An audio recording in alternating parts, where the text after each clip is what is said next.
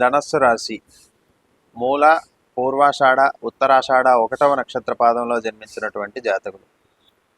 ధనస్సు రాశి వారికి వ్యవసాయ రంగంలో పనిచేసేటటువంటి వారికి ఎక్కువగా ధన నష్టం కలగడానికి అవకాశం ఉంటుంది.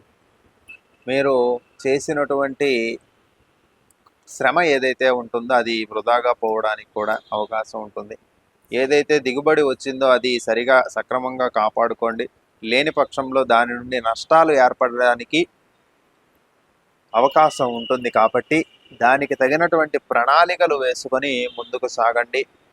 కొంతకాలం ఆ యొక్క దిగుబడిని ఆపి అమ్మడం వలన కూడా లాభాలు గడించడానికి అవకాశం ఉంటుంది. మీరు చేసినటువంటి పెట్టుబడులు ఏవైతే ఉన్నాయో వాటి కోసం కొంచెంకాలం ఓపిక పట్టవలసినటువంటి పరిస్థితి వస్తుంది. లేని పక్షంలో వ్యవసాయదారులు నష్టపోవడానికి కూడా అవకాశం ఉంటుంది. మీరు చేసినటువంటి శ్రమ అధికము, మీకు వచ్చినటువంటి లాభము తక్కువగా ఉంటుంది. కాబట్టి ప్రస్తుతానికి ఎక్కువగా ఓపికతో ఉండడం అనేటటువంటిది మాత్రమే ప్రస్తుత మార్గంగా చెప్పవచ్చు.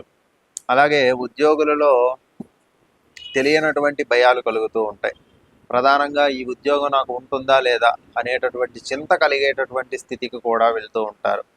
మీకు తెలియకుండానే మీ నోటి మాట ద్వారానే మీకు ఇబ్బందులు కలగడానికి అవకాశం ఉంటుంది. కాబట్టి మీ యొక్క యజమానులతో మాట్లాడేటప్పుడు మాత్రం శ్రద్ధగా వహించి వారి యొక్క మాటను విన్న తర్వాత మాత్రమే మీరు మాట్లాడడానికి ప్రయత్నం చేయండి. లేని పక్షంలో మీదే ముందు పై మాటగా ఉండాలని మాట్లాడుతూ ఉండేటప్పుడు మీ మాటలకు తప్పుగా అర్థం చేసుకొని అవతలి వారు మిమ్మల్ని కించపరచడానికి లేదంటే మీకు ఇబ్బందులు పెట్టడానికి కూడా అవకాశం ఉంటుంది. ఇదే అనువుగా చూసుకొని మీ తోటి ఉద్యోగులు కూడా మీపై నిందారోపణ చేయడానికి అవకాశం ఉంటుంది. కాబట్టి ఎక్కువగా మాట్లాడి ఇబ్బందులు కొని తెచ్చుకోకండి. ఎంతవరకు అవసరమో అంతవరకే మాట్లాడండి.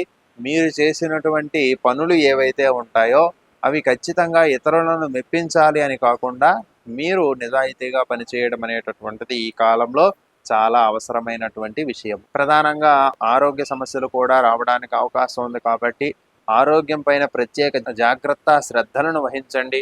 ఆరోగ్యంలో వచ్చేటటువంటి చిన్నపాటి సమస్యలైనప్పటికీ కూడా కొంచెం ప్రత్యేక శ్రద్ధ వహిస్తూ దానికి తగినటువంటి సాధనలు సమకూర్చుకుంటూ ఆరోగ్యాన్ని సరి చేసుకోవడానికి ప్రయత్నాలు చేస్తూ ఉండండి. ఎక్కువగా ధనుర్మాస కారణంగా ధనుర్మాసం అయిపోతూ వస్తూ ఉంటుంది.